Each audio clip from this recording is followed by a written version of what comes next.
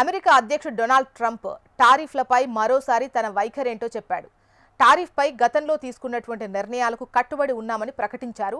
త్వరలోనే కొత్త టారిఫ్ అమల్లోకి రాబోతుందని తెలిపారు.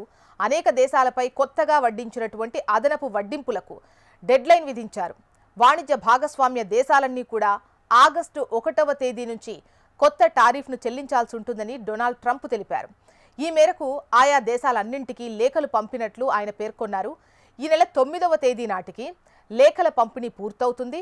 ఆగస్టు 1వ తేదీ నుంచి కొత్త టారిఫ్ అమల్లోకి వస్తుంది అన్నారు.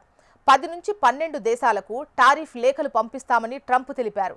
మిగిలినవి ఈ నెల 9వ తేదీ నాటికి పంపిస్తామని తమ దేశ వాణిజ్య విదేశాంగ మంత్రిత్వ శాఖలు దీనిపై కసరత్తు చేసినట్లు చెప్పారు.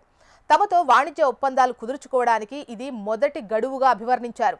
అమెరికా విధించే కొత్త టారిఫ్ మెజారిటీ దేశాలకు 10 నుంచి 20% వరకు ఉంటుంది. మరికొన్ని దేశాలకు చాలా అధికంగా అంటే 60 నుంచి 70% వరకు ఉండబోతుంది.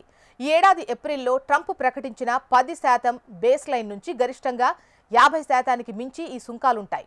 ఏ దేశాలకు ఎంత మేర టారిఫ్లు ఉండబోతుంది అంటే ఏ వస్తువులపై అవి వర్తిస్తాయి అనేది మాత్రం ఇంకా చెప్పలేదు. ఈ విషయంపై డొనాల్డ్ ట్రంప్ ఎలాంటి అధికారిక ప్రకటన అయితే చేయలేదు. అయితే ఈ జూలై 9 తేదీ గడువులోగా అమెరికాతో ఒప్పందాలు కుదుర్చుకోని దేశాలపై సుంకాలు గరిష్టంగా విధించే అవకాశం లేకపోలేదు. ఈ విషయాన్ని ముందు నుంచి ట్రంప్ చెబుతూనే ఉన్నారు. ఏడాది ఏప్రిల్ 2వ తేదీన రెసిప్రోకల్ టారిఫ్ను ప్రకటించిన ట్రంప్ వాటిని అమలు చేయడానికి 90 రోజుల గడువు ఇచ్చిన విషయం మనకు తెలిసిందే. ఈ గడువు ఈ నెల 9వ తేదీ నాటికి ముగుస్తుంది. ఇప్పటి వరకు ట్రంప్ అడ్మినిస్ట్రేషన్ యూకే, వియత్నాంలతో ఒప్పందాలను కుదుర్చుకుంది.